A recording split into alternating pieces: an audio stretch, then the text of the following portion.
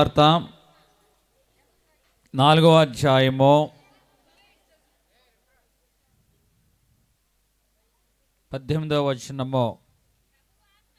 ప్రభువు ఆత్మ నా మీద ఉన్నది, బీదలకు ప్రకటించుటకై, సువార్త ప్రకటించుటకై ఆయన నన్ను అభిషేకించెను.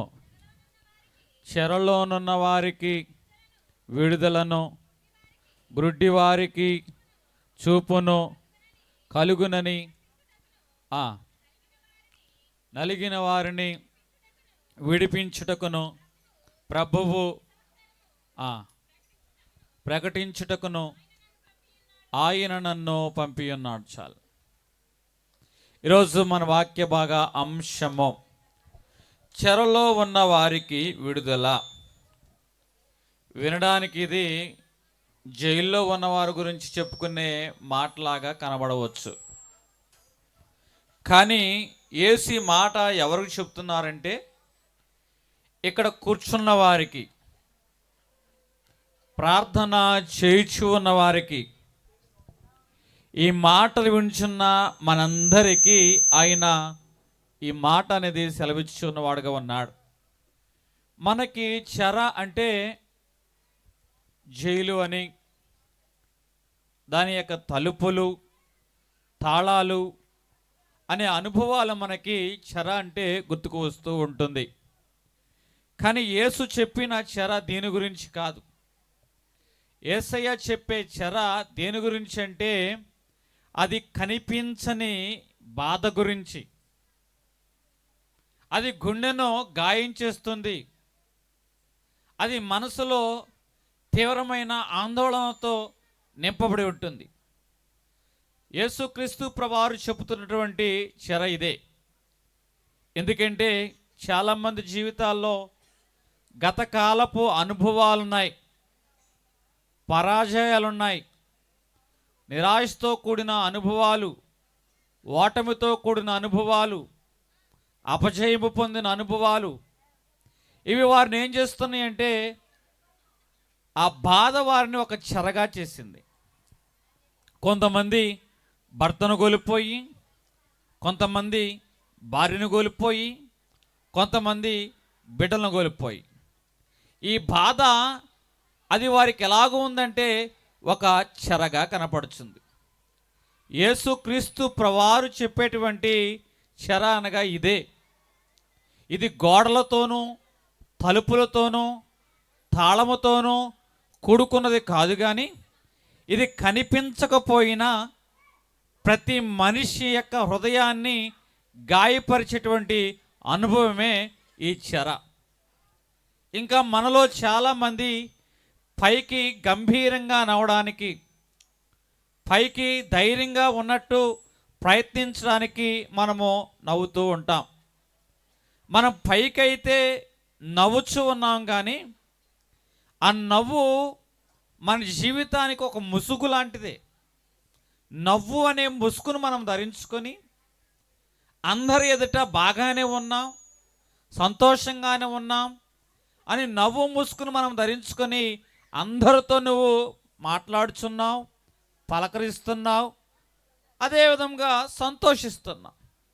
కానీ పైన ఉన్న పెదవుల మీద ఉన్న సంతోషమైతే అందరికీ కనబడుచు ఉన్నది, కానీ గుండెల్లో ఉన్న దుఃఖము అది నీకు మాత్రమే తెలుస్తుంది.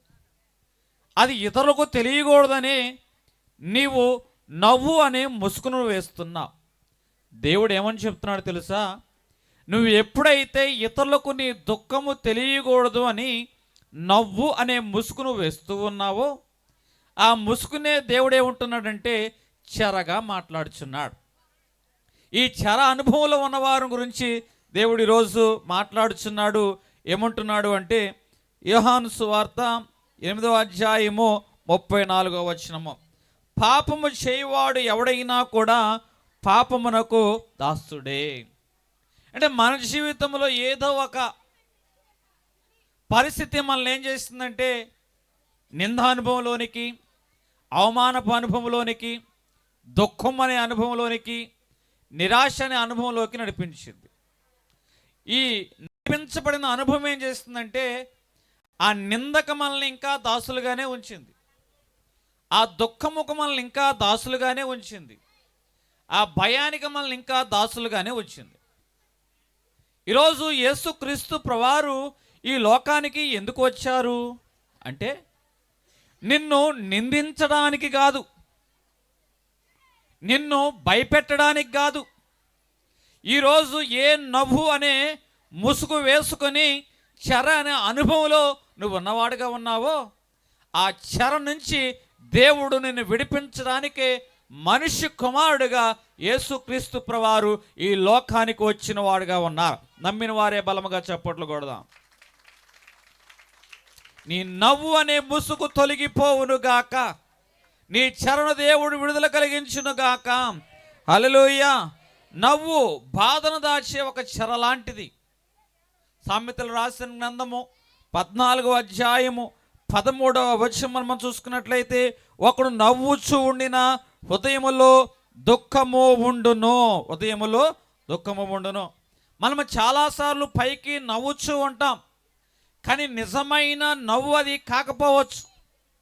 హృదయములో దుఃఖము కనబడుచు ఉన్నా, మనుషుల ఎదుట మనం బలముగా ఉన్నామని, మనుషుల ఎదుట మనం ధైర్యంగా కనపడాలని పైకి మనము నవ్వుచూ ఉంటాం. నిజమైన ఆనందం అయితే కాదు, అది మన దుఃఖానికి వేసుకున్న నవ్వు అనే ముసుగు. నవ్వు అనే ముసుగు. మనం బాగానే కనిపిస్తూ ఉంటాం, అందరితో ఉంటాం, ఆల్ ఈజ్ వెల్, అంతా బాగానే ఉంది అని మనం మాట్లాడుచూ ఉంటాం. కానీ హృదయములో ఒక తెలియని వేదన ఉన్నది. ప్రతిరోజు ఆ విషయమునేమో నిమిత్తమో నీకు నిద్ర పట్టని రోజులైతే కనబడుచు ఉన్నాయి. అందరి ఎదుట అయితే సహజంగా మాట్లాడడానికి నువ్వు ప్రయత్నం చేస్తూ ఉన్నావు, అందరినీ కలుపుకోవడానికి ప్రయాణం చేయడానికి నువ్వు ప్రయత్నం చేస్తూ ఉన్నావు. కానీ లోపల గుండె గాయము మరింత లోతుగా ప్రతిరోజు ఎక్కువైపోతుంది. ఆ గాయము తాలూకు నొప్పే కానీ, ఆ గాయం తాలూకు బాధే కానీ పంటి కింద నీవు పెట్టుకొని పైకి నవ్వు అనే ముసుగును నువ్వు ధరించుకొని నవ్వుచూ ఉన్నావు. దేవుడి రోజు నీతోనే సూటిగా మాట్లాడుచూ ఉన్నాడు. ఈరోజు ఏ నవ్వు అనే ముసుగును నువ్వు ధరించుకున్నవాడుగా ఉన్నావో, ఆ నవ్వు అనే ముసుగును తొలగించడానికే మనిషి కుమారుడుగా ఆయన ఈ లోకానికి వచ్చిన వాడుగా ఉన్నాడు. ముఖ్యంగా యవన కాలము గురించి నేను మాట్లాడుచున్నా, యవనస్తుల గురించి నేను మాట్లాడుచున్నా. ప్రతి ఒక్కరూ కూడా యవనస్తులైన వారు సోషల్ మీడియాలో చక్కటి నవ్వులు, చక్కటి రీల్స్, అలాగే కొన్ని పోస్టులు అయితే లైక్స్ ఎన్ని వస్తున్నాయి, స్టోరీలో ఏం పెట్టాం, స్టేటస్లో ఏం పెట్టాం అని పైకి నవ్వుచూ ఉన్నట్టుగానే, వారేదో సాధించినట్లుగానే పోస్టులే కానీ, స్టేటస్లే కానీ, స్టోరీలే కానీ పెడుతూ ఉంటారు. కానీ వాస్తవంగా ఇంటికి వెళ్ళినప్పుడు వారిలో తెలియని ఏదో దుఃఖము వారిని ఆవరించి ఉన్నది. ఇంటికి వెళ్ళినప్పుడు ప్రతి విషయంలోనూ బంధువుల దగ్గర కానీ, స్నేహితుల దగ్గర కానీ, చుట్టూ ఉన్న సమాజము ప్రతి ఒక్కరు ఏం చేస్తున్నారు అంటే నిన్ను పోలికతో చూస్తున్నారు, కంపారిజన్ చేస్తూ ఉన్నారు. వీడితో పోల్చుకుంటే నా బిడ్డ బ్రతికెట్లాగా ఉంది, వాడితో పోల్చుకుంటే వీడి బ్రతికెట్లాగా ఉంది. యవన కాలంలో ఉన్న ప్రతి ఒక్కరూ పైకి నవ్వడానికి ప్రయత్నిస్తూ ఉన్నారు, కానీ సమాజంలో మనుషులు పోలికలు పెడుతూ ఉన్నారు. వారి బ్రతుకు బాగుందా, వీరి బ్రతుకు బాగుందా, వీరు బెటర్గా ఉన్నారా, వారు బెటర్గా ఉన్నారా, ప్రయోజకులుగా ఉన్నారా, ప్రయోజకులుగా ఉన్నారా, వారు స్థిరపడ్డారు ఇక వీరు స్థిరపడరేమని ప్రతి పోలిక యవ్వన కాలంలో ఉన్న ప్రతి బిడ్డ పైకైతే నవ్వుచూ ఉన్నది, కానీ హృదయంలో మాత్రం ఈ పరిస్థితి ఎప్పుడు మారుతుందో అన్న ఆందోళన ఆ యవ్వన కాలంలో ఉన్న బిడ్డలు ఒక చెరగా వారు కలిగిన వారుగా ఉన్నారు. కుటుంబము పైకైతే బాగానే ఉంది, కానీ ఇంటిలో చెప్పుకోలేని మౌనం, మనసులో ఆ మనసు అనేది ఎదుటివారితో మాట్లాడలేని మౌనం. పైకైతే మనసు బాగానే ఉన్నట్టు, కానీ ఆ మనసు ఇతరులతో పంచుకోలేదు. ఆ ఇంట్లో ఒకరికి మాటలు అయితే ఉండవు, పైకైతే ఈ కుటుంబం చాలా చక్కగా ఉందే అని అనుకుంటూ ఉంటారు. పైకి కనిపించినంత చక్కగా ఈ కుటుంబం లేదు. ఇంటికి వెళ్ళినప్పుడు అందరిలో మౌనం ఉంది. ఇంటికి వెళ్ళినప్పుడు ఆ మనసులో ఉన్న భావాన్ని ఎవరూ పంచుకునే పరిస్థితులు లేరు. ఒకరి భావాన్ని, ఒకరి భారాన్ని ఒకరు మోసుకునే స్థితి అనేది ఆ కుటుంబంలో కనబడడం లేదు. ఇది ఒక భారము, ఇది ఒక భారం. యవనస్తులకి యవన సంబంధమైన భారము, కుటుంబస్తులకి కుటుంబ సంబంధమైన భారం అనేది వారు కలిగిన వారుగా ఉన్నారు. సామెతలు 14:13 చూసినట్లయితే, పైకి నవ్వుచు ఉండి నన్ను హృదయంలో ఏమి కనబడుచుందంటే దుఃఖము కనబడుచున్నది. దేవుడు ఉన్నది ఉన్నట్లుగా బైబిల్ గ్రంథంలో చెప్తాడు. ఏది దాచుకోడు. సత్యాన్ని ఉన్నది ఉన్నట్లుగా మనుషులకి తెలియపరుస్తాడు. ఈరోజు పైకి మీరు నవ్వుచు ఉన్నట్లు కనబడవచ్చు, కానీ హృదయంలో ఒక దుఃఖము కనబడుతుంది కదా. దేవుడు ఆ దుఃఖం అనే చెర నుంచి విడుదల కల్పించడానికే మనిషి కుమారుడుగా ఈ లోకానికి ఆయన వచ్చిన వాడుగా ఉన్నాడు. నవ్వు అనేది చెరగా ఎలాగ మారుతుంది? నవ్వు అనేది చెడ్డది కాదు, కానీ మన యొక్క దుఃఖాన్ని కవర్ చేయడానికి నవ్వును గనక మనము వాడినట్లయితే అది చెడ్డగా మారుతుంది. అది ఒక ముసుగుగా, ఆ నవ్వుని మన దుఃఖాన్ని కనిపించుకోకుండా ఒక ముసుగుగా నువ్వు వాడినట్లయితే, పైకైతే నవ్వుచూ ఉన్నావు, దుఃఖం అనేది నీ హృదయంలో ఏం చేస్తుందంటే నీ ఎముకలకు కుళ్ళు తీసుకొస్తుంది, నీకు అనారోగ్యం తీసుకొస్తుంది, నీ ఆలోచనలన్నీ కూడా అది చెడగొడుతుంది. నవ్వు ఎప్పుడు చెడ్డది కాదు, కానీ మన దుఃఖాన్ని కవర్ చేయడానికి వాడే ఈ ముసుకొని నవ్వు మాత్రం అత్యంత ప్రమాదకరమైనది. యోహాను సువార్త 11:35 మనం చూసుకున్నట్లయితే, ఇక్కడ యేసుక్రీస్తు ప్రభువారు కన్నీరు విడిచిన వారుగా ఉన్నారు. మనలో చాలామంది, అయ్యా నువ్వెందుకు ధైర్యంగా ఉండడానికి ప్రయత్నం చేస్తున్నావు అని అంటూ ఉంటారు. ఇదిగో నేను ధైర్యంగా ఎందుకు ఉండడానికి ప్రయత్నం చేస్తున్నానంటే నన్ను బట్టి కుటుంబము ధైర్యంగా ఉండాలి, అందుకే నా కన్నీటిని దాచుకుంటున్నా అంటున్నాడు. కానీ నిజమైన కన్నీరు నువ్వు కార్చడం మంచిదే. యేసుక్రీస్తు ప్రభువారు కూడా కన్నీరు కార్చిన వాడుగా ఉన్నాడు. ఆయన కార్చిన కన్నీరు ఏం చేసిందంటే ఆయనకు ఓదార్పు ఇచ్చిందిగా కనబడుచున్నది. ఈరోజు మనము ఏడవడము తప్పు అవదు.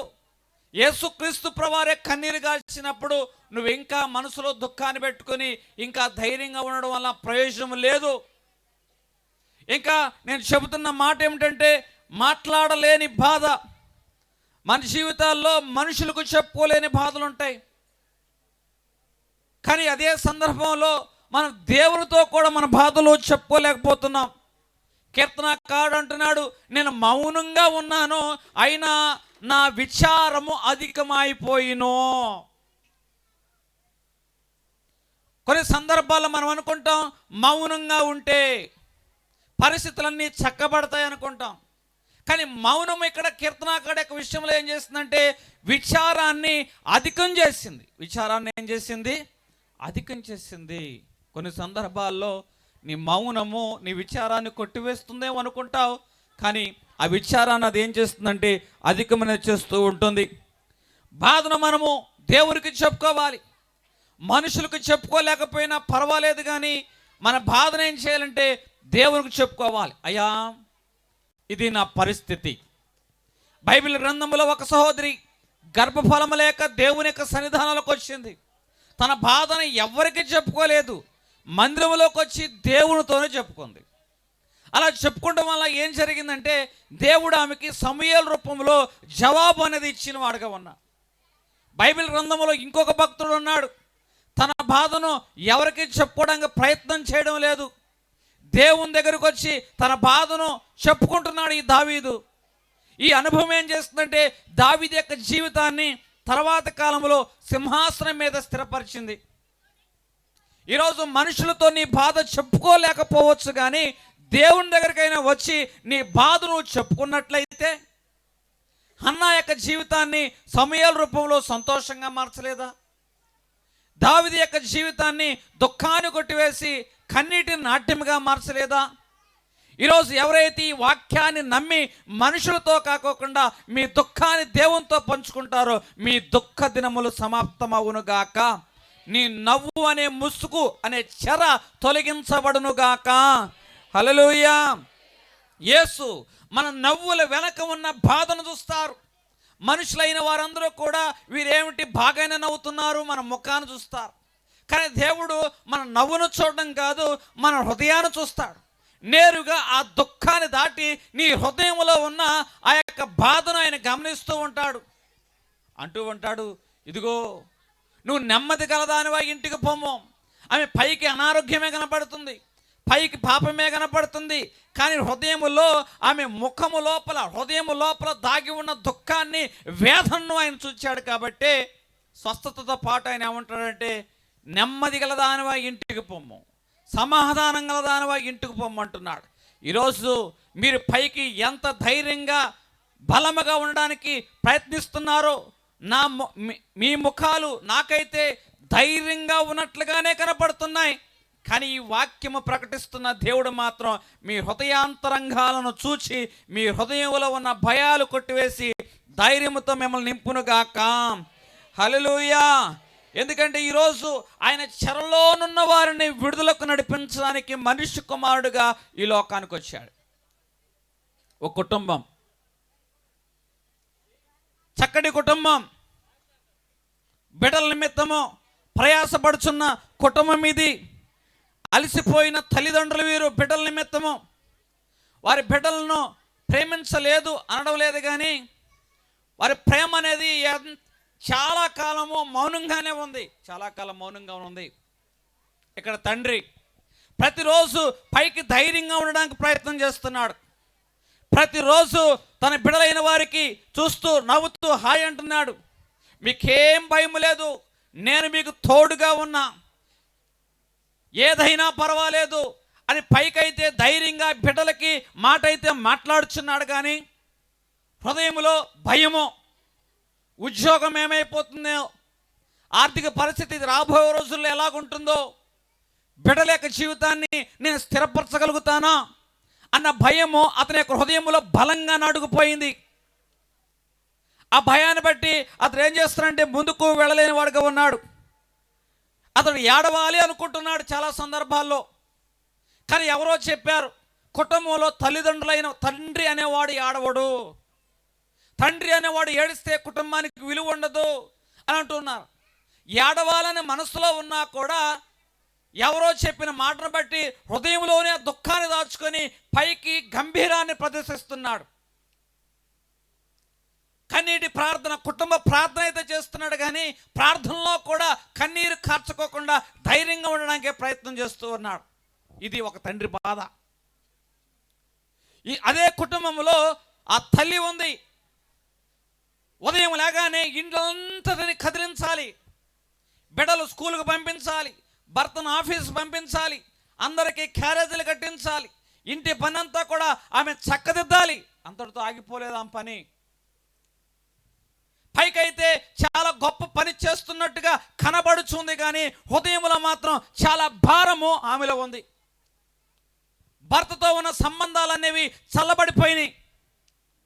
ఎందుకు ఈ సంబంధాలు చల్లబడిపోయినవి అన్న ఒక పక్క ఆందోళన. బిడ్డలు ఎవరైనా గమనిస్తారా? మన రక్త సంబంధికులు ఎవరైనా ఈ చల్లబడిపోయిన అనుభవాన్ని గమనించి సమాజంలో ఏమైనా చులకనగా మాట్లాడతారా? హృదయంలో చాలా దుఃఖం ఉంది, కానీ చెప్పుకోలేని బాధ. ఆ చెప్పుకోలేని బాధను బట్టి ఆమె ఏం చేస్తుందంటే పైకైతే నవ్వుచూ ఉన్నట్టుగా కనబడుతుంది, కానీ బిడ్డల ఎదుట ధైర్యంగా ఉన్నట్లు కనబడుతుందే, కానీ ఆమె గుండె లోపల్లో చాలా లోతైన బాధ కనబడుతుంది. నేనే గనక నోరు విప్పితే, నేనే గనక బజార్కి ఎక్కితే నా కుటుంబం ఏమైపోతుందో అని ఆమె మౌనంగా ఉండడానికే ప్రయత్నం చేస్తుంది. బిడ్డల ఎదుట ఈ విషయము తెలియకోకుండా ఉండాలి అని ఆమె ప్రయత్నం చేస్తుంది. ఒక పక్క తండ్రి ఏమో ధైర్యము అనే ముసుగు కప్పుకున్నాడు, ఒక పక్క తల్లేమో మౌనము అనే ముసుగు కప్పుకుంది. వీరు అనుకుంటున్నారు ధైర్యముగా ఉండడము కుటుంబానికి బలమిస్తుంది అనుకుంటున్నాడు ఈ తండ్రి. ఈమె అనుకుంటుంది మౌనంగా ఉండడము కుటుంబం అలరగాకుండా చేస్తుంది అనుకుంటుంది. కానీ బిడ్డలైన వారు వీరు గమనించినా గమనించకపోయినా బిడ్డలైన వారు గమనించారు. నా తల్లి మౌనంగా ఉంది, ఆమె అలసిపోయి ఉంది, నా తండ్రి బలంగా ఉండడానికి ప్రయత్నం చేస్తున్నాడు, కానీ ఇది నటన. తల్లిదండ్రులేమో బిడ్డల ఎదుట నటిస్తున్నారు, బిడ్డలేమో తల్లిదండ్రుల యొక్క విషయాలన్నీ గమనిస్తూ వారిలాగానే మౌనంగా ఉండి పైకి నవ్వుతూ ఉన్నట్టు వారు తల్లిదండ్రులలాగానే నటిస్తూ ఉన్నారు. ఆ కుటుంబంలో ఏముందంటే అందరిలో నటన ఉన్నది. పైకైతే నవ్వు అనే ముసుగు ఉంది, కానీ లోపల బిడలు బట్టి తల్లిదండ్రులైన వారు, భర్తను బట్టి భార్య, అలాగే తల్లిదండ్రులైనటువంటి బిడ్డలైన వారు హృదయములో నవ్వు అనే ముసుగును పైకి కప్పుకున్నారు. చెర అనే అనుభవం వారు కలిగిన వారుగా ఉన్నారు. అంతటితో అయిపోయింది అనుకున్నారేమో. పైకైతే అందరూ బాగానే ఉన్నారు, సాయంత్రం అందరూ ఇంటికి చేరతారు, కానీ ఎవరికది వారిదే. కొంతమంది టీవీ దగ్గర, కొంతమంది ఫోన్లో. ఆ ఇంట్లో గొడవలు లేవు, ఆ ఇంట్లో మాటలు లేవు, ఆ ఇంట్లో అప్పులు లేవు, కానీ ఆ ఇంట్లో మనసు కలిసి లేదు. ఆ ఇంట్లో దుఃఖం అనేది పైకి కనబడకపోయినా ప్రతి ఒక్కరు హృదయంలో ఏలుబడి చేస్తుంది. ఏమిటి నా పరిస్థితి? ఒకరోజు ఒక దైవ సేవకుడు ఆ ప్రాంతానికి వచ్చాడు. దైవ సేవకుడు ఆ ప్రాంతానికి వచ్చి అంటున్న మాట, ఇదిగో ఈ తండ్రి యొక్క బాధను గమనించాడు. నీ కన్నీళ్లు పగలు రాత్రి నీకు అన్నాపానాలు అయి ఉండవచ్చు. ఈమె యొక్క బాధను గమనించాడు. నువ్వేదో మౌనంగా ఉన్నావు అనుకుంటున్నావు, కానీ దేవుడు నీ దుఃఖాన్ని చూస్తూ ఉన్నాడు. కుటుంబానికి కావలసింది ఎట్లాంటి తల్లిదండ్రులు అంటే నిజాయితీ కలిగిన తల్లిదండ్రులు. నవ్వుతూ ఉండే తల్లిదండ్రులు అవసరం లేదు, నిజాయితీగా ఉన్న తల్లిదండ్రులు కావాలి అని ఆ దైవ సేవకుడు మాట్లాడినప్పుడు హృదయంలోనంటండి ఒక బాణం గుండెల్లో గుచ్చుకున్నట్టు అనిపించిందట తండ్రికి. వెంటనే కన్నీరు గారుస్తున్నాడు. ఎన్నో రోజులుగా నేను పైకైతే నవ్వును నటిస్తూ ఉన్నాను, కానీ నా హృదయము దుఃఖముతో నిండిపోయింది. నా బాధను పంచుకునేవారు లేరు, నేను ఒంటరి వాడినయ్యాను అంటూ. మరలా అదే దైవ సేవకుడు మాట్లాడుతున్న మాట, కుటుంబంలో కావాల్సింది కష్టపడి పనిచేసేవారు కాదు, అలసిపోయేవారు కాదు, అనేక మందిని ఓదార్చేవారు కావాలి. నీ సంభాషణలు సంబంధాలని కలిపేయగా ఉండాలి నీ మాటలు అని దైవ సేవకుడు మాట్లాడినప్పుడు మరలా ఈమె గుండె పగిలింది. నేను మౌనంగా ఉంటే కుటుంబం కట్టబడుతుంది అనుకున్నా, కానీ సంభాషణలే సంబంధాలను కలుపుతాయా అని ఆమె యొక్క ఆలోచన మార్చబడింది. వెంటనే ఈమె కూడా, ఇదిగో నువ్వు ఒంటరిగా ఉన్నాను, బాధపడుతున్నావు, నేను నీకు తోడుగా ఉన్నాను అని భర్తతో తన బాధను పంచుకున్నప్పుడు మొట్టమొదటిసారిగా కుటుంబంలో బిడ్డలైన వారు నిజమైన మనుషులను చూచారు. హల్లెలూయా. నటిస్తూ ఉన్న మనుషులు చూడలేదు, నవ్వు ముసుగు వేసుకున్న మనుషులు చూడలేదు, నవ్వు అనే చెర అనుభవం కలిగిన తల్లిదండ్రులు చూడలేదు, నిజమైన మనుషులు చూశారు. ఈరోజు యేసు నామములో నీ బిడ్డలు నీ ఇంటిలో నిజమైన తల్లిదండ్రులను గుర్తించుదురుగాక. ఆ నవ్వు అనే ముసుగు తొలగిపోవునుగాక. అయితే ఇప్పుడు పరిస్థితులు మారాయా? ఒకరికొకరు వాక్యాన్ని బట్టి బలపడ్డారు, కన్నీరు గార్చారు, క్షమాపణ పొందుకున్నారు. పరిస్థితులు మారాయా? పరిస్థితులు ఏమీ మారలేదే. అయినా సరే ఆ ఇంట్లో సంభాషణలు పెరిగాయి. హల్లెలూయా. ఆ ఇంట్లో మనసులోని బాధలు పంచుకోవడం ప్రారంభించబడ్డాయి. ఆ ఇంట్లో అందరూ కూర్చొని ప్రార్థన చేయడం ప్రారంభించారు. ఆ ఇంట్లో అందరూ ఒకరి భారాలు ఒకరు మోసుకోవడం ప్రారంభించారు. హల్లెలూయా. యేసు నామములో ఈ ఘనమైన కార్యము మీ కుటుంబాల్లో దేవుడు జరిగించునుగాక. చెరలోనున్న వారికి ఆయన విడుదల కలిగించడానికి మనుష్య కుమారుడుగా ఈ లోకానికి వచ్చాడు. ఈరోజు తల్లి తండ్రిగా ఏ నవ్వు అనే ముసుగును నీ బిడ్డల ఎదుట, నీ రక్త సంబంధికుల ఎదుట నువ్వు కలిగి ఉన్నావో యేసు నామములో ఆ చెర నుంచి దేవుడిని విడుదల కల్పించునుగాక. రెండవ అనుభవం గురించి నేను మాట్లాడుచు ఉన్నవాడుగా ఉన్నా. ఇక్కడ ఈ అనుభవం ఏమిటంటే గతము. ఈ గతము ఏం చేస్తుంది? మనల్ని వెనక్కి లాగుతుంది. భయము మన యొక్క నిర్ణయాలను ఆలస్యం చేస్తూ ఉంటుంది. గతము మన భవిష్యత్తును బంధిస్తూ ఉంటుంది. రెండవ అనుభవం ఏది? చెరలోనున్న వారు అంటున్నా. నవ్వు అనే ముసుగు కలిగిన వారు చెరలో ఉన్నవారు. నవ్వు చెడ్డది కాదు, కానీ మనసులో ఉన్న బాధని కవర్ చేయడానికి నువ్వు నవ్వు ఉపయోగిస్తున్నావు కదా, అది చెడ్డది. దాన్ని దేవుడు చెర అంటున్నాడు. 2, భయము మన నిర్ణయాలను ప్రభావితం చేస్తున్నప్పుడు, గతము మన భవిష్యత్తును ప్రభావితం చేస్తున్నప్పుడు దేవుడు దాన్ని ఏమంటున్నాడంటే చెర అంటున్నవాడుగా ఉన్నాడు. నీ జీవితంలో నీవు ఏ భయం కలిగిన వాడుగా ఉన్నావో ఈరోజు దేవుడు చెప్తున్న మాట, నువ్వు ముందుకు వెళ్ళు. కానీ భయం అంటుంది నువ్వు ముందుకు వెళితే ఏమైనా జరుగుతుందేమో. దేవుడు అంటున్నాడు నిన్నెవరు ఆపలేరు అని అంటుంటే భయము అనే స్వరం ఏం చేస్తుందంటే నిన్ను ముందుకు వెళ్ళనీయకుండా చేస్తుంది. నిర్ణయాలు తీసుకోవలసిన చోట ఎక్కడైతే భయము గతం తాలూకా చెర మనుషుల యొక్క జీవితాల్లో ఉంటాయో, నిర్ణయాలు తీసుకోవలసిన చోట ఈ భయము గతం ఏం చేస్తుందంటే నిర్ణయం తీసుకోకుండా ఆలస్యం చేస్తుంది. అడుగు ముందుకు వేయాల్సిన చోట అది ముందుకు వేయనీయకోకుండా ఆగిపోయేలా చేస్తుంది. అలాగే దేవుడు తలుపులు తెరిస్తే వాళ్ళు అనుకుంటారు ఈ తలుపులు తెరిచిన తలుపులు నీ కోసం కాదు అని, తెరిచిన తలుపుల దగ్గరికి చేరుకోలేని స్థితి ఈ భయమో ఈ గతమో నిన్ను కలిగిస్తూ ఉంటుంది. ఈరోజు దేవుడు సూటిగా నీతోనే మాట్లాడుచు ఉన్నవాడుగా ఉన్నాడు. మత్తయి సువార్త 25వ అధ్యాయము 25వ వచనంలో ఒక తలంతుల ఉపమానం ఉంది. ఆ తలంతుల ఉపమానంలో ఆఖరి వాడికి దేవుడు ఒక తలంతే ఇచ్చాడు, కానీ అతనికి భయం అనిపించింది. ఆ భయం ఏం చేసిందంటే ఆ తలంతును భూమిలో పాతిపెట్టేలా చేసింది. భయము ఎందుకు చెడ్డది అంటే దేవుని యొక్క సంకల్పము మన జీవితంలో నెరవేరనీయకోకుండా మనల్ని ఏం చేస్తుందంటే అట్లా కూర్చోబెట్టేస్తుంది. ఈరోజు దేవుడు నీతోనే మాట్లాడుచు ఉన్నవాడుగా ఉన్నాడు. భయము ఆ తలంతుల యొక్క ఉపమానంలో ఆఖరి వారిని దేవుని యొక్క సంకల్పం జరగనీయకోకుండా చేయలేదా? ఈరోజు గతము అనేది నిన్ను వెనక్కి లాగడం మాత్రమే కాదు, నీకు ఒక కొత్త నిర్వచనం ఇస్తూ ఉంటుంది. చాలామంది జీవితంలో గతం తాలూకు అనుభవాలు ఉంటాయి. అనుభవాలు బట్టి ఈరోజు అడుగు ముందుకు వేయలేరు.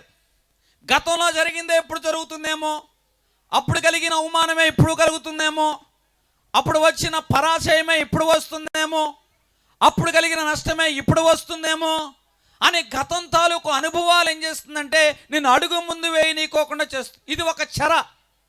దేవుడు అంటున్న మాటగా ఇంకో మాట ఏంటో తెలుసా? ఎవరైతే చెరను బట్టి అడుగు ముందుకు వేయలేకపోతున్నారో ఇప్పుడున్న సమాజం నీకు ఒక కొత్త నిర్వచనం ఇస్తుంది. ఏమిటో తెలుసా? నువ్వు చేతగాని వాడివి, నీ వల్ల ఏమీ కాదు అని అంటూ ఉంటుంది. ఇంకా గిద్యోను మనం చూసుకున్నట్లయితే దేవుడు అంటున్నాడు ఇదిగో నేను నీకు తోడై ఉన్నాను అంటే, అయ్యా నేను ఎంతటి వాడిని, నేను కనిష్ఠుడిని, నేను బలహీనుడిని. గతం తాలూకు అనుభవాలు ఏం చేస్తున్నాయి అంటే దేవుడే స్వయంగా వచ్చి మాట్లాడుచున్నా కూడా ధైర్యముగా అడుగు ముందుకు వేయలేని పరిస్థితి. ఈ చెర అనే అనుభవము ఎవరు కలిగి ఉన్నాడంటే గిద్యోను కలిగిన వాడుగా కనబడుచున్నాడు. దేవుడు అంటున్న వాడుగా ఉన్నాడు, రా అంటున్నాడు. కానీ ఇక్కడ భయం ఏముంటుందంటే ఎప్పుడు కాదు, గతం ఏముంటుందంటే నీ వల్ల కాదు. 3 అనుభవాలు, భయము ప్లస్ గతం ఎంత భయంకరమో చూడండి. దేవుడేమో నేను రా అంటాడు, భయమేమో ఇప్పుడు కాదు అంటుంది, గతమేమో నీ వల్ల కాదు అంటుంది. ఈరోజు ఈ చెరలో ఉన్నవారుగా ఉన్నారేమో, దేవుడు సూటిగా నీతోనే మాట్లాడుతున్నాడు.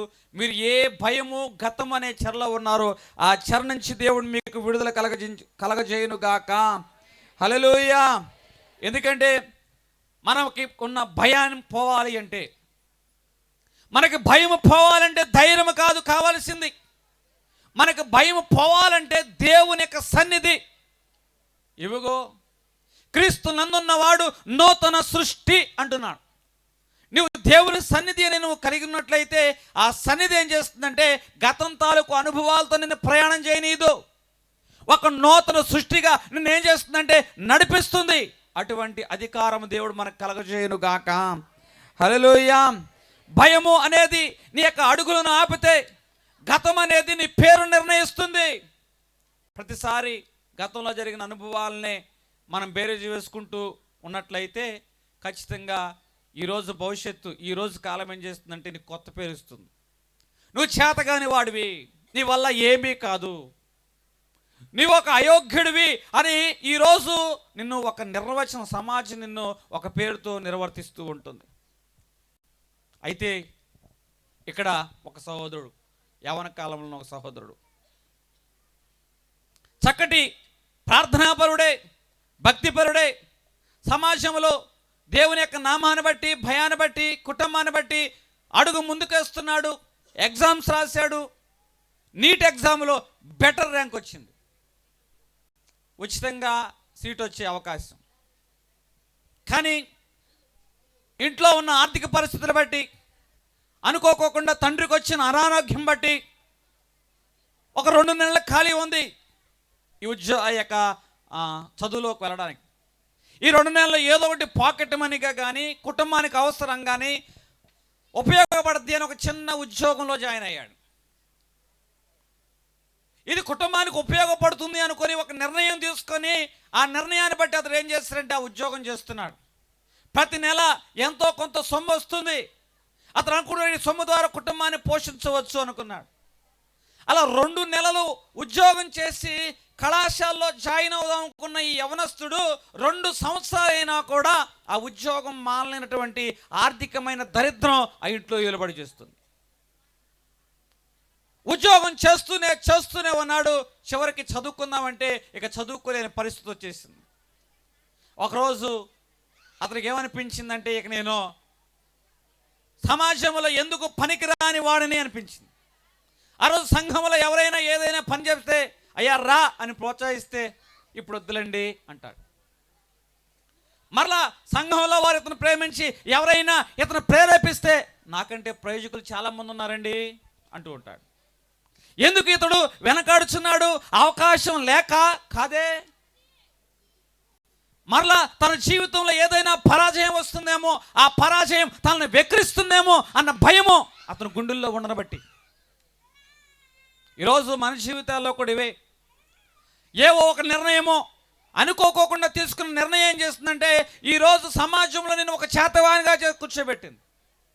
అడుగు ముందుకు వేద్దాం అనుకుంటున్నాం, కానీ గతంలో జరిగిన సందర్భాలు బట్టి ఒకవేళ మరలా అదే ఓటమి వస్తే, అదే పరాజయం మనం పలకరిస్తే సమాజం ఈసారి మనల్ని మరింత చులకనగా చూస్తుంది, చేతగాని వానిగా చూస్తుందని గతం తాలూకు భయము నీ భవిష్యత్తును నియంత్రించేస్తుంది కదా. ఈ యవనస్తుడు ఒక చోటుకు వెళ్ళాడు, ఒక కొండ ప్రాంతం. అక్కడ ఒక బ్రిడ్జి ఉంది.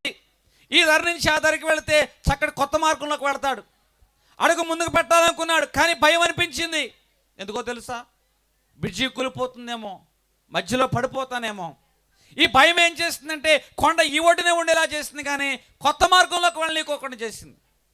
కొన్నిసార్లు నీ జీవితంలో ఎన్నో చక్కటి అవకాశాలు వస్తాయి, కానీ నీలో గతం తాలూకు అనుభవాలే కానీ, భయాలే కానీ ఈ రోజు నీ నిర్ణయాలను ఏం చేస్తాయి అంటే వెనక్కి లాగుతాయి. నిర్ణయాలు తీసుకోకుండా ఆలస్యం చేస్తాయి, అడుగు ముందుకు వేయనీయకోకుండా ఆపివేస్తాయి. తెలిసిన తలుపును చేరుకున్న లోపలే నీలో ఒక సందేహం రగిలిస్తూ ఉంటుంది. ఈ యవనస్తుడు అదే భయంతో ఉన్నవాడుగా ఉన్నాడు. కానీ ఆ రోజు దైవ సేవకుడు ఆ ప్రాంతంలో ఒక మీటింగ్ అనేది పెట్టిన వాడుగా ఉన్నాడు. ఆ మీటింగ్ పెట్టినప్పుడు ఆ దైవ సేవకుడు ఆ ప్రాంతానికి వచ్చినప్పుడు ఒకే ఒక మాట అంటున్నవాడుగా ఉన్నాడు. ఇదిగో భయము నీ నిర్ణయాలను ఏం చేస్తుందంటే తీసుకుంది. భయము నీ నిర్ణయాలనే తీసుకుంటుంది. నువ్వు నిర్ణయం తీసుకుంటున్నా, భయమే నిర్ణయం తీసుకుంటుంది. నీ గతమే నీ నిర్ణయాన్ని తీసుకుంటుంది. ఇది ఒక చెర. ఈ చెరలోంచి నువ్వు బయటకు రావాలి అని దైవ సేవకుడు ఆ రోజు చెర గురించి ప్రసంగం చెప్పినప్పుడు నిజంగా నా జీవితంలో ఉన్న భయము, నా జీవితంలో ఉన్న గతము నా నిర్ణయాలను ప్రభావితం చేస్తుంది అని ఆ రోజు ఆలోచన చేశాడు. అయ్యా ఇప్పటి వరకు నేను నా నిర్ణయాలను నా మీద వేసుకున్నా, ఇక మీదట నా నిర్ణయాలను నీ మీద వేస్తున్నా, నా భారము నీ మీద వేస్తున్నా అని అతడు ప్రయత్నం ప్రారంభించాడు. ఏం ప్రయత్నం? ఎప్పుడో 2 సంవత్సరాల క్రితము వదిలేసిన ఆ చదువును కొనసాగించాలని. పెద్ద పెద్ద చదువులు ఏమీ చదవలేదు, కానీ చిన్న చిన్న అడుగులు వేస్తున్న వాడుగా ఉన్నాడు.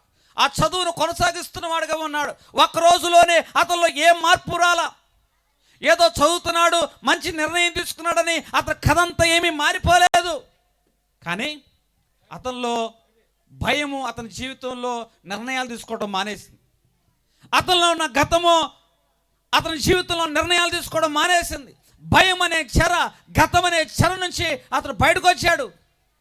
అతనిలో ఏదైనా కొంచెం నష్టం, గతం తాలకు నష్టం ఉండవచ్చు, కానీ ఈరోజు ఆ నష్టం అతని యొక్క పనులు ఆపలేకపోతుంది. గతం తాలకు అవమానాలు ఉండవచ్చు, కానీ ఈరోజు అవమానాలు సమాజంలో వెళ్ళనీయకోకుండా ఉండనీట్లా చక్కగా అడుగు ముందుకు వేస్తున్నాడు. గతం తాలూకు ఇబ్బందికరమైన అనుభవాలు, కానీ ఈరోజు ఆ ఇబ్బందికరమైన అనుభవాల మధ్య అతను ప్రయాణించేట్లా సమాధానంతో ప్రయాణము చేస్తున్నాడు. ఒకరోజు ఒక ప్రాంతంలో అతను పిలిచారు వారుగా ఉన్నా. అతను నిదానిగా ప్రయోజకుడు అవుతూ ఉండడం బట్టి సమాజంలో అతనిలో ఒక మార్పు తీసుకొచ్చింది. గతము అతను ఒక పేరు తీసుకొచ్చింది, కానీ ఇతడు ఆ నిర్ణయాలన్నిటిని దాటుకొని దేవుని బట్టి ముందుకెళ్ళాడు కాబట్టి సమాజం అతను కొత్త పేరు ఇచ్చింది.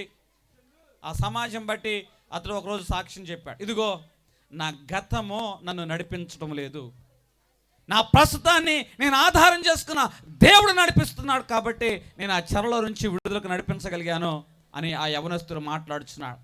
ఈరోజు మీ గతమును మిమ్మల్ని నడిపించుకోకుండా దేవుని మీద ఉన్న విశ్వాసం, నమ్మకం మిమ్మల్ని ముందుకు నడిపించునుగాక. గతమనే చెర నుంచి దేవుడు మీకు విడుదల కలగజేయునుగాక. భయం అనే చెర నుంచి దేవుడు మీకు విడుదల కలగజేయునుగాక. ఆఖరిగా చెప్తున్న మాట క్షమాపణ. మన జీవితంలో అన్నిటికంటే ముఖ్యమైనది ఎదుటి వారిని క్షమించలేని తనము. దీది ఒక చెర. ఇక్కడ కూర్చున్న వారందరూ మనలో ఉన్నాం, కానీ మన మనసులో ఈ మాట అనగానే ఒక వ్యక్తి గుర్తుకొచ్చేసాడు. ఇదిగో నేను కూడా క్షమించని ఒక వ్యక్తి నా జీవితంలో ఉన్నాడు. క్షమాపణ ఏం చేస్తుందంటే మన యొక్క భావాలను, మన ఆలోచనలను ప్రభావితం చేస్తుంది. క్షమించకపోవడము అనేది. ఒక సహోదరి మాట వచ్చింది, కోపంతో ఆ యొక్క ప్లేట్ను గిరాటు కొట్టింది, అది ముక్కలైపోయింది. ఆ రోజు బిడ్డ యొక్క మనసు చాలా గాయపడింది. తల్లి అదే సంఘటన తలుచుకుంటుంది. ఆ సంఘటన జరిగి చాలా రోజులైంది, కానీ ఆ ముక్కలైపోయిన సంఘటన ప్రతిరోజు తలుచుకుంటూ తన హృదయాన్ని ముక్కలు చేసుకుంటుంది, తన హృదయంలో భారం పెంచుకుంటుంది. ప్రతిరోజు ఆమె బాధతో నింపబడి ఉంది. అంటే గతంలో జరిగిన ఒక సంఘటన ఏం చేస్తుందంటే ప్రస్తుతంలో ఆమె సరిగ్గా ప్రవర్తించలేకుండా ఒక చెరగా మార్చబడలేదా? ఎవరో ఒక వ్యక్తి మోసం చేశాడు, ఇప్పుడు ఎవరు నమ్మాలన్నా భయం వేస్తుంది. అంతకన్నా మంచివారు ప్రతిరోజు వచ్చి ఏం కాదమ్మా మేము ఉన్నామన్నా కూడా మంచివారిని కూడా నమ్మనీయకుండా చేసింది. చేదైన వేరే, దాని ఫలములు అనేకంగా. మోసం చేసింది ఒకళ్ళే, కానీ ఎవరిని నమ్మనీకోకుండా చేస్తుందిగా, అందరినీ నమ్మనీకోకుండా. ఎందుకో తెలుసా? మన జీవితంలో క్షమాపణ లేకపోవటం. క్షమాపణ అనేది లేకపోవడం వలన దేవునితో ఉన్న సంబంధం కూడా సరిగా ఉండదు.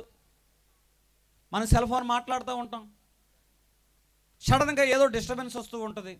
ఎందుకు వచ్చింది డిస్టర్బెన్స్ అనుకుంటున్నప్పుడు సిగ్నల్లో ఏదో డిస్టర్బెన్స్, సిగ్నల్ కట్ అయిందంటే అవతల వారితో మాట్లాడే సంభాషణ కూడా కట్ అవుతుంది. అట్లాగే నీ జీవితంలో కూడా ఈ క్షమాపణ ఏం చేస్తుందంటే ఆ క్షమాపణ లేని మనసు దేవునితో ఉన్న సంబంధాన్ని కట్ చేస్తుంది. క్షమాపణ లేకపోవడము నిజంగా మన జీవితంలో ఒక చెర. ఇక్కడైతే చాలామంది మాటలు వింటున్నారు, కానీ ఏదో దేవుని యొక్క వాక్యం వినాలని మీరు వచ్చారు, కానీ మనసులో మాత్రం ఒక వ్యక్తి మీద ఒక తీవ్రమైన కోపం. ఈ మాట మాట్లాడుతుండగానే ఉదయంలో ఆ వ్యక్తి బయటకు వచ్చేసాడు. ఒక సహోదరుడు, ఒక ప్రాంతంలో ఒక అన్యాయం జరిగింది, అతని పక్షంగా నిలబడేవారు లేరు, మాట్లాడేవారు లేరు. జరిగిన గాయం బట్టి ఉదయం బాగా నొప్పిగా ఉంది. నొప్పిని బట్టి అతనిలో కోపం వచ్చింది, కోపాన్ని బట్టి ప్రతీకారం వచ్చింది. ఎలాగైనా వాడు నాశనం అయిపోవాలనుకుంది. ఒక విషం బాట్లు పైకి కనిపించని విషయం మాటలు మనసులో పెట్టుకుంది. ఎప్పుడైనా సరే ఏ రోజుకైనా ఈ విషం దాకి వాడు చావాల్సిందే అని మనసులో ఒక క్షమాపణ లేని మనసు ఆమె కలిగి ఉంది.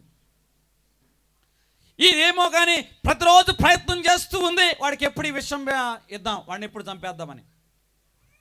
కానీ ప్రతిరోజు ఏమవుతుందంటే ఆమెలో కోపం పెరిగిపోతుంది, ద్వేషం పెరిగిపోతుంది, ఆమెలో ఆందోళన పెరిగిపోతుంది, సమాధానం కరువైపోయింది, ప్రేమ తగ్గిపోయింది, చివరికి దేవుని సన్నిధానానికి ఆమె దూరం అయిపోయింది. ఆమె అనుకుంది హృదయంలో ఉన్న ఈ విషయం వాడిని తాకి అది నాశనం చేస్తుందని. కానీ వాస్తవంగా ఆ విషయం ఆమెనే తాకడం ప్రారంభించింది. ఆమెనే తాగడం ప్రారంభించింది. ఎప్పుడైతే ఆమె తాకిందో ఆమెలో ఉన్న సంతోషం పోయిందే, మునుపుట్లాగా సంతోషం లేదే. ఆమెలో ఉన్న సమాధానం పోయిందే. ఆమెలో ఇతరులతో ఉన్న సంబంధాలు ఇదివరకు ఎలాగుండేది, ఇప్పుడు ఆ విషయంతో నింపడం వల్ల ఈ సంబంధాలు ఎట్లా చెడిపోయాయి. ఎవరినో ఈ విషయం ఇచ్చి చంపుదాం అనుకుంది, చివరికి ఆ మనసులో ఉన్న విషయం ఆమెనే తాకడం ప్రారంభించింది.